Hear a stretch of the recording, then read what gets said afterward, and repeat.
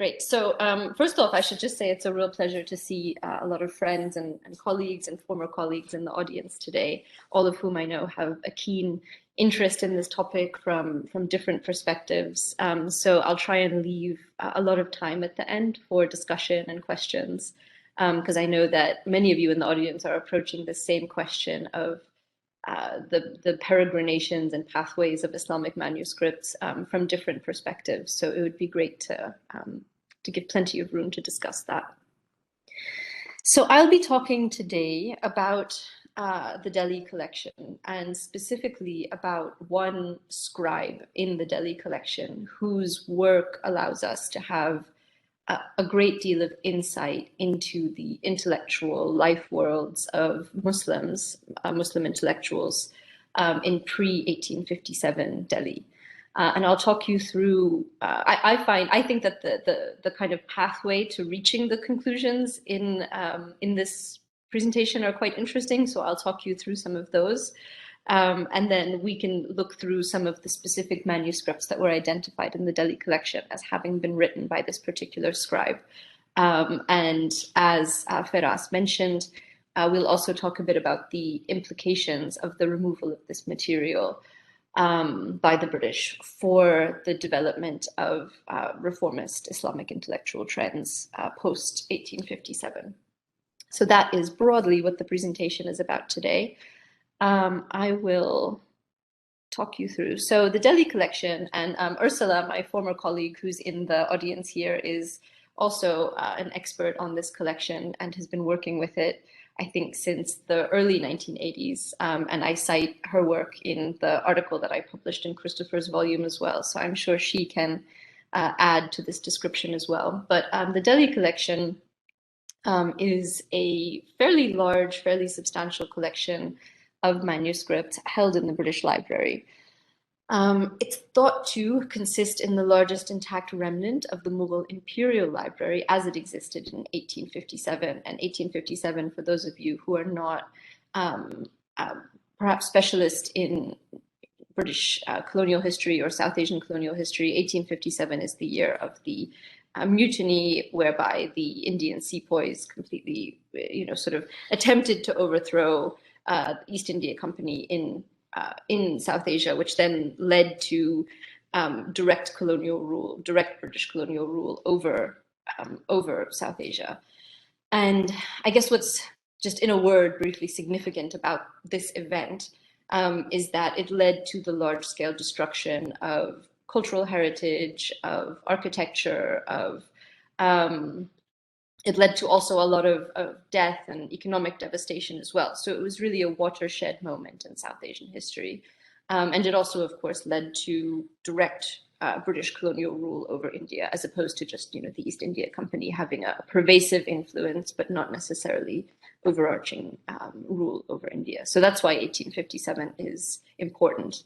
And I have to, of course, remind myself that, to foreground that a bit in a context where maybe the audience is more familiar with the Middle Eastern context.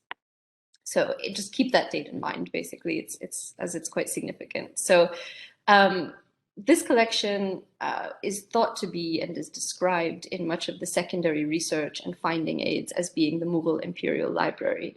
It consists in about 2,000 volumes, well, more than that, 2,000 volumes of Arabic manuscripts, 1,550 Persian, and about 157 Urdu volumes, as well as a handful of Turkish titles.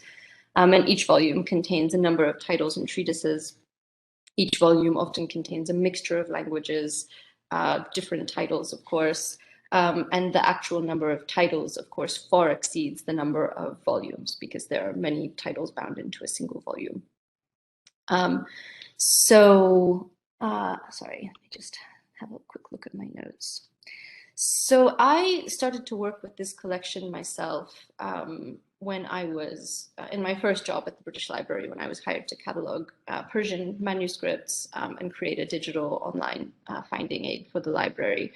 And I was quite intrigued to see that this collection, which was purported to be, such a famous collection, the Mughal Imperial Library, didn't have a published catalog and wasn't very accessible online. So which is, of course, very intriguing for such an important collection. And so my colleague who's in the audience, Ursula, and I did a project funded by the Barakat Trust to digitize the PDFs of an unpublished set of notes documenting what's in this collection. And this is important because it's really the only way you can find out what's in this collection is by looking through these unpublished notes that are held in the British Library that are now online. So as I started looking through these unpublished notes as part of the project that Christopher had asked me to participate in of looking at the colophons, I was struck by the fact that not just the looking through the notes, but looking through the manuscripts themselves. I was struck by the fact that the manuscripts seem to be of very low quality, the vast majority of them. They're not, the papers that they're printed on, the bindings, the scripts, the subject matter, all pointed toward more of a working scholars library or a working madrasa library than they pointed toward courtly manuscript production, right? You don't encounter in this collection many sort of, lavishly illuminated works on, sort of good quality papers that have been sized and burnished. That's not at all what you encounter as you look through the collection. What you encounter are, very workaday quality papers, and as we'll have a look a bit at the contents of the collection as well in terms of their intellectual contents. But what you come across really are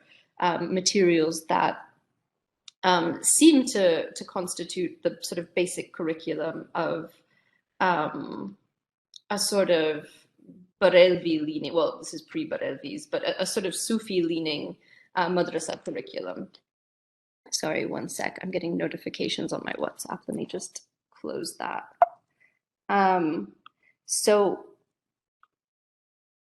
Sorry, one moment. I'm just at work right now, so I need to close my email and reshare.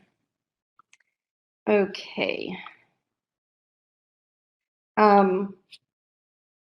So as I mentioned, what you find are really a range of qualities, a range of titles. While there are definitely titles in there that do emanate from the Mughal library, that do have the seals and inscriptions on them that would suggest that they were produced at the Mughal court, the vast majority of the materials in the collection point otherwise, toward other sources and other origins. So another thing that's worth mentioning is that this quite large collection that's housed in the British Library, and we'll talk about this a bit later in the presentation as well, the way that it came into being is that in the chaos of 1857, it appears that there was wide-scale looting throughout Delhi, and then the British government purchased back these looted manuscripts and made them into a collection. Basically, that's how this collection came into being, and it was and it was called the Delhi collection. And we'll look a bit at some of the accession records and documentation of the collection and how it traveled around India and made its way into the India Office Library toward the end of the presentation. But this is just to give you a sense of what it is and how it came into being. And my initial thoughts about what is actually in the collection. So in 2018, Christopher, who's in the audience here, asked me to give a paper about colophons and scribal practices in South Asia. So this is how I started looking in a bit more detail at this collection. So I knew that in these unpublished notes that I made reference to, there was information about who had copied the manuscripts. Whenever the catalogers who were sort of very eminent Orientalists, C.A. Story and A.J. Arbery and Reuben Levy are the scholars who put together these unpublished notes. Whenever they noticed that there was a scribe noted in the text, they made note of it in the unpublished notes. So I started going through those to see, is it possible to write about a scribal culture based on this collection, and sort of like looking at the first half of the 19th century in South Asia, which is, in terms of Islamic intellectual history, not quite as well studied. So as you go through, and I could actually show you I'll show you some images of the manuscripts in a moment. So as you go through these, 3,000 odd volumes, you do begin to notice that there are a number of scribes whose names are noted. So I managed to record around, or identify around 250 to 300 scribes, amongst which a few names occur again and again. And one name that came up at least 10 times or more was a gentleman by the name of Karimullah ibn Lutfullah, or Karimullah al-Hafiz, Muhammad Karimullah ibn Lutfullah, etc. So I was looking specifically at Arabic manuscripts, but he also copied a number of Persian manuscripts as well. So just in Arabic, I managed to identify about 15 titles, and I would love to go back and look at the Persian as well to see what's in there. So what's interesting about this, and what's interesting about the fact that it's through examining scribal inscriptions and colophons that you sort of get a sense of who was making the manuscripts, right? Who was writing them? Who were they writing them for? Where were they being produced? You get a sense of the intellectual milieu from which the manuscripts are emerging by looking at this. And this is just to give a general overview of what you encounter in the collection. So as I look through, you encounter, in particular for the Delhi Arabic, a lot of texts on Hanafi fiqh, kalam, falsafa, logic treatises, particularly that originated in the Timurid period and then received glosses and super glosses and commentaries and super commentaries in South Asia. Hadith compendia from that were written in the Mamluk period, obviously texts that have been copied from that. They aren't the original text from the Mamluk period. Tasawwuf and Sufism related texts, and other genres of poetry, divination, dream interpretation, etc. And in terms of Urdu, you also have a large number of polemical treatises, sort of anti-Wahhabi polemical treatises as well, which again would suggest that a number of these manuscripts and the scribes and authors are emanating from a kind of Sufi intellectual milieu, if they're objecting to these sorts of treatises. So I gave you a little bit of a sense of the material qualities of the manuscripts in the introduction to the talk.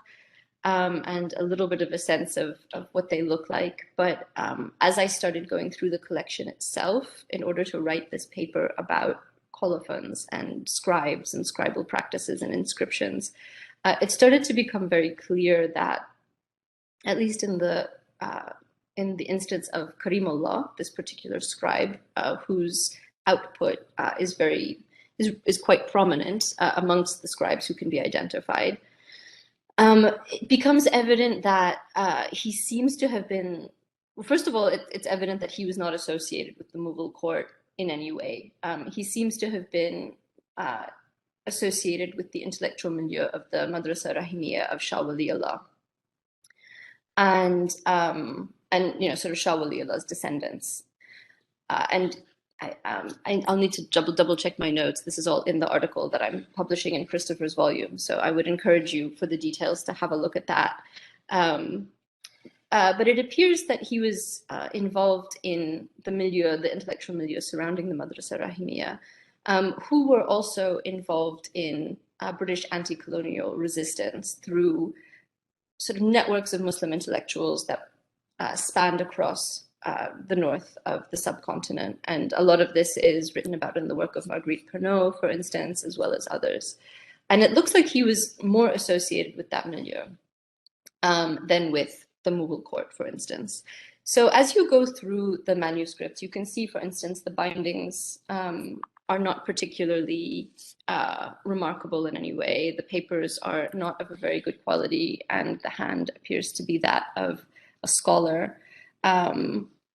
And I'll take you through some of the specific manuscripts that I came across. So this is the Kefir of Ibn Al-Hajib, which is a treatise on grammatology. And what you also find, I should say, is that a number of these works are attributed to Karimullah. So in some cases, he signs the colophon himself. In other cases, other people identify this as being his hand, which would suggest that he was a reasonably prominent intellectual in the circles that he moved in. Here's another example. And yeah, you can see there it says Nabeshte Muhammad Karimullah. Another example of the quality of the paper, the type of hands that are being used. And this is also an interesting one. So as I went through, it was possible to kind of reconstruct a little bit of his intellectual world. And he seems to have been perhaps specialized in logic. And he, in addition to authoring treatises on grammatology and logic, the works that he actually signs his own name on are all sort of glosses and superglosses on logical treatises, which would suggest that that was sort of his self-fashioning as a Muslim intellectual was associated with the teaching and production of work focused on logic. So this is an original work of his, Al-Risala al-Yusufiyya, which is a treatise on grammar that he wrote for his son Yusuf. And in the introduction to this treatise, he provides a bit of background and insight into his own, a bit of insight into his teaching and his life. He talks a bit about how his teaching at the madrasa keeps him very busy. He has a lot of students and he struggles to find time to write. And that he wrote this treatise at the behest of his students, and he's naming it after his son as well. So it gives you a bit of insight into the life of kind of a busy, working scholar. And again, if you look at it, there's no mention of a Mughal court or association with, the palace or anything like that. He clearly seems to be just a very busy scholar. And the same, you have some more works that are copied by him, the Mu'allaqat and the Banat Saud, the sort of well-known Arabic poetry that is also copied by Karimullah. So as more and more works copied by him surfaced, it became more and more clear that you can get a bit of a sense of his intellectual life world, his interests, what he was teaching, what he was copying, and how he was fashioning himself within the context of this milieu of intellectuals, which is, I think, the interesting thing about the Delhi collection. I mean, for instance, if we're drawing a conclusion that actually, there may be some manuscripts from the Mughal library mixed in with this collection, great. But if indeed what it seems to be are the looted libraries of Muslim intellectuals who were engaged in British anti-colonial resistance and as a result had their libraries looted. What this collection does is it allows us to reconstruct the intellectual milieus and scholarly interests of Muslim intellectuals in pre-1857 Delhi, which is obviously somewhat challenging to do because a lot of their intellectual output, the material basis for their intellectual output was removed from Delhi via acts such as this, such as the looting of their manuscript libraries. So I think that in many ways is the most interesting aspect of this collection. I mean, certainly the fact that it was looted, the implications for the development of, sort of more reductive, pared down visions of what Islam is that emerged after 1857. I believe there is a link there. But in terms of looking at this specific subset of manuscripts, it does give you a very accurate snapshot into the intellectual debates, the concerns, and some of the polemics as well that scholars were engaging in. So in addition to some of the, very workaday madrasa, standard madrasa curricula manuscripts that we've looked at here, dealing with grammatology, dealing with, with logic, with fiqh. You also have treatises authored by this same individual in Urdu and Persian, where original treatises authored by him, where he discusses things like mosque illumination and, whether it is acceptable to illuminate mosques. And he engages in polemics against the perceived Wahhabis as well. And this is all pre-1857, so kind of the second quarter of the 19th century. So you do get a lot of insight into what debates were happening in that world at the time, that haven't been, I mean, some of them have been reasonably well studied, but to my knowledge, this particular scholar, although he seems to have been reasonably prominent in his time, I mean, you have an entry on him in the Nusat al-Khawatir. He was, you know, a member of the Barkatiya Sayyid Sufi lineage. He seems to have been associated with the intellectual milieu surrounding the Madrasah Rahimiyah. We have a number of original treatises penned by him in Arabic, Persian, and Urdu, as well as a huge, not huge, but a sizable library of texts that he copied in these languages as well. And yet, you know, in Western scholarship at any rate, and, you know, possibly modern South Asian scholarship as well, I haven't come across any studies of this particular individual and his output. So it would suggest that, you know, the Delhi collection, rather than being a record of the Mughal library, is actually a record of these working scholars, these madrasa scholars in the first half of the 19th century in Delhi. And that, I think, is the main takeaway that we can derive from this kind of very initial research into this collection. So again, just some more examples of things that he copied. So Qisas al-Anbiya of Al-Kasai, apologies for the typo there, a work on the history of Mahmud of Ghazna, and then, yes, and then you also have some markings that seem to have been added by the auctioneers or prize agents as well. Again, Haqa'iq al-Daqa'iq, collection of hadith, I believe, on the soul, the afterlife, and the body, and the grave. Yes, and a few more standard works. And here's his work on logic that I mentioned, the Sharh Sulam al-Ulum, commentary on the work of logic. So Asad Ahmed, of course, who's the sort of foremost scholar of logical treatises and their glosses and super glosses in South Asia, has described the Sulam al-Ulum as the first complete work on logic written in Arabic in South Asia, and a subject of over 90 commentaries in Arabic, Persian, and Urdu, of which this is one. And so, to me, you know, this gives a bit of insight into the texts that were considered necessary for you to comment on as a scholar in South Asia, as a Muslim scholar in South Asia, in order to establish your sort of intellectual legitimacy. And so we have an example of Karimullah, our scholar, commenting on this particular text as well. And this is an original commentary that he's written. And again, works on Kalam. This is Hashiyat Mir Zahid. So this is another commentary on, what is this, logic, I believe? No, a commentary of Dawani on the Tahdhib of Taftazani. And again, apologies for the typo as well. So again, you have further examples of the kinds of works that he was interested in copying. So again, as I mentioned, I think the main takeaway is that we can reconstruct quite a bit about his intellectual world by looking at the works that he copied and the works that are ascribed to his hand. And if you want, I can go into a bit more detail about each of these individual works if you're interested in that.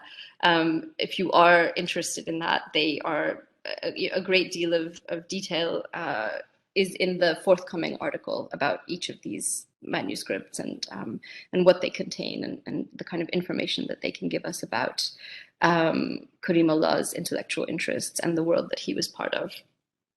Yeah,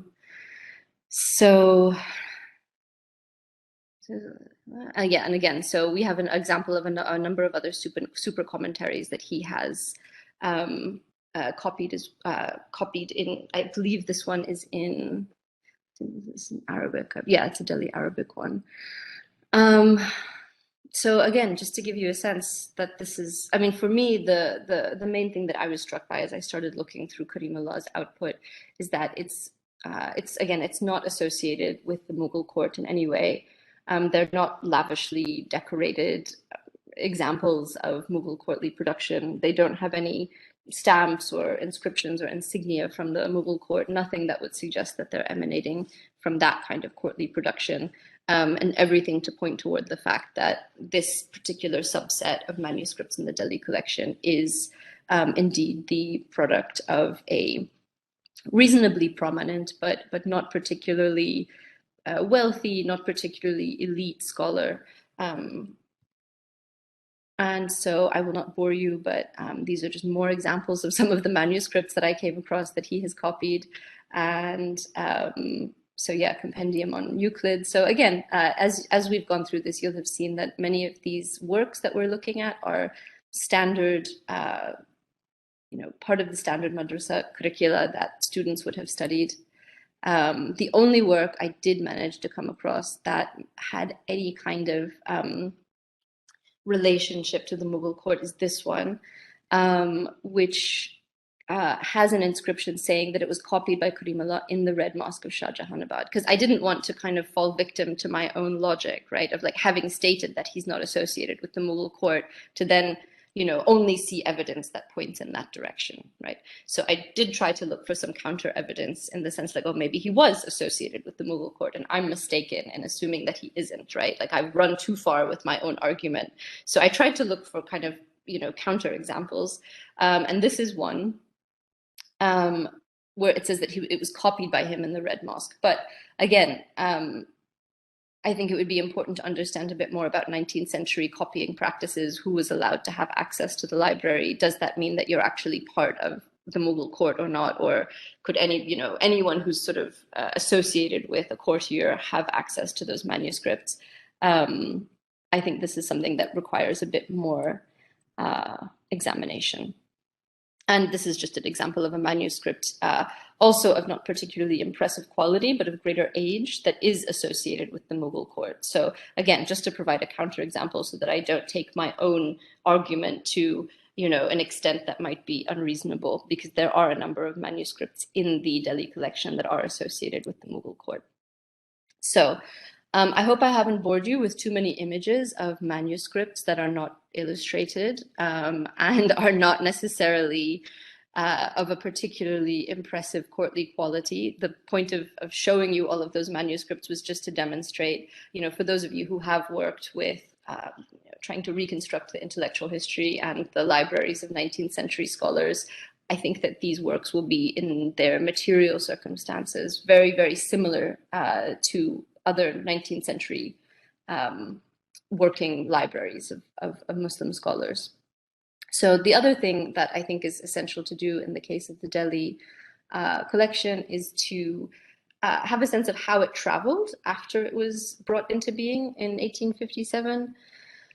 So you can do this through the accession registers of the India Office collection, and you do get a sense that, after this, what came to be called the Delhi collection, this sort of amalgamation of manuscripts that came to being in 1857 in Delhi, it was basically purchased at auction and then made into a collection. And my argument, my thesis is that while there may have been, as I mentioned before, while there may have been some manuscripts from the Delhi collection in there, what this collection represents are primarily the private libraries of scholars, of Muslim scholars who were living in Delhi. And, I think another thing that might support that argument is also the destruction of the physical residences and many of the physical madrasas, including the Madrasah Rahimiyah in Delhi in 1857, because they were seen as hotbeds of anti-colonial resistance. So, the physical destruction of the places where the manuscripts were stored occurred as well at the same time. So I think it also makes sense that the contents of the madrasas and contents of libraries and contents of people's private residences would have been looted as well. So just to give you a sense of some of the British record of of how this collection of manuscripts traveled after it came into being in 1857. This is an interesting from the Bengal General Orders, saying that property can only be referring to the manuscript, saying that property can only be reclaimed if those it was stolen from can demonstrate their loyalty to the British government. So I think this is an important indication that many of those from whom property was looted had been identified as anti-colonial agents or resistors of British colonialism. And we also get a sense of the cataloging of the manuscripts, which is still somewhat incomplete and has been going on for 150 years now. And again, just to give a sense of some of the prejudices of the time that still persist, they were so the British officials were unwilling to entrust the cataloging of this collection to to any native South Asians. So they were sent on at this point to Calcutta to be catalogued, where they live for quite some time. You also get a bit of insight through reading these documents into the sort of ins and outs of British colonial bureaucracy as well, which isn't too different from the British Library today, in fairness, in terms of the tone and content of expectations. So there were some delays over cataloging the manuscripts, at which point, and then there's debates over whether to auction them off or not.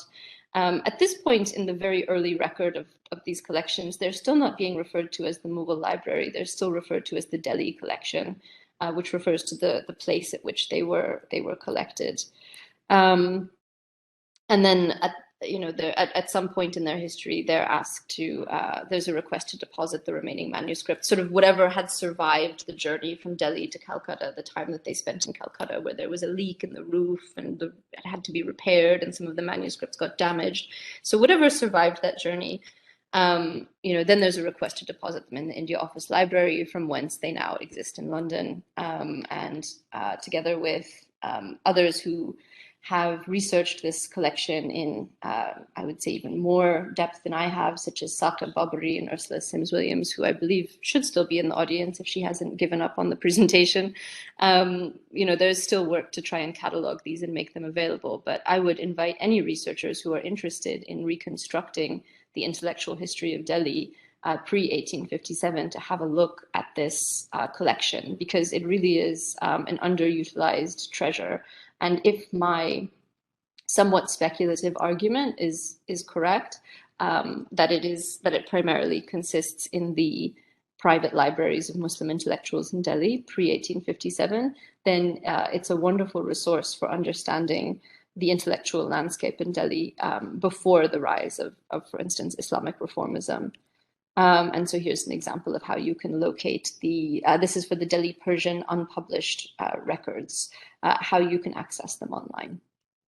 And the Arabic records, this is what they look like. This is what the unpublished notes for the catalog look like. These are also online.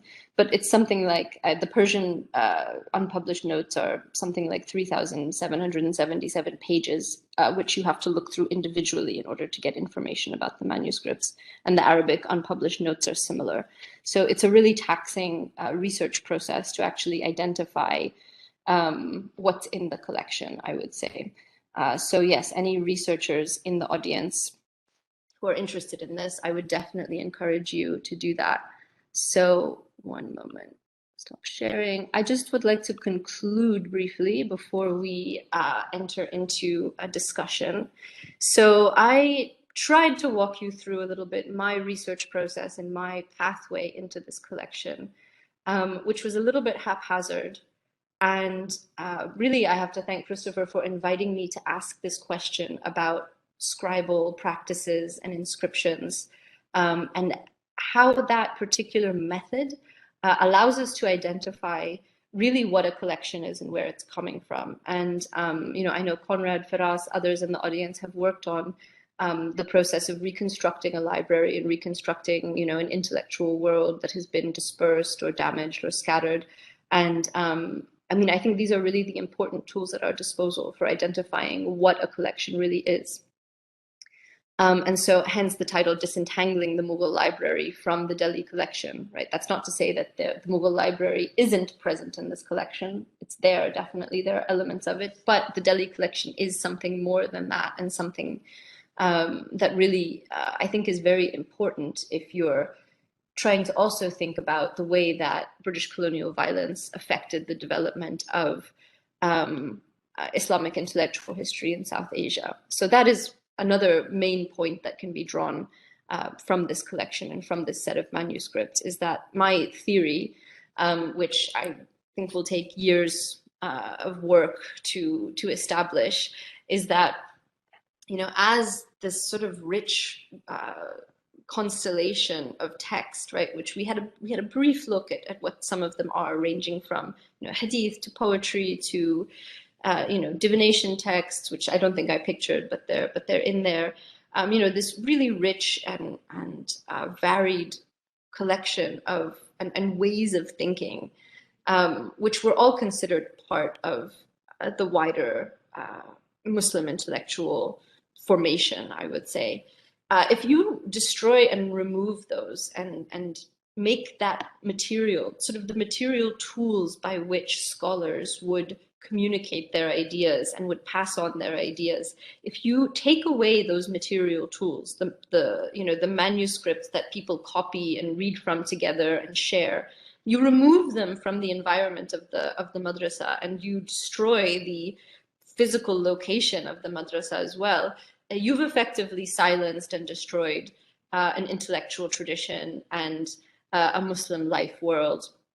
And I think part of the objective of that was to destroy the culture of these particular intellectuals, because a lot of the anti-colonial resistance that was going on at the time was organized through these intellectual circles of Sufi networks and of people who had studied, with the same teachers in the same madrasas. So by destroying the Muslim life worlds, these intellectual life worlds, you're also damaging the ability of these scholars to engage in anti-colonial resistance. So I think it's important to highlight the really pernicious nature of this, because it seems to have been done intentionally. I mean, I don't have evidence of British colonial officials saying that they intentionally destroyed manuscripts and cultural heritage because they wanted to destroy the culture of South Asians. But other colleagues who work on this topic, Asad Ahmed, who I mentioned, he has located quotes to that effect, of British colonial officials intentionally destroying or removing either the spaces of scholarship or the tools by which scholarship is preserved intentionally in order to destroy the traditions of the colonized people.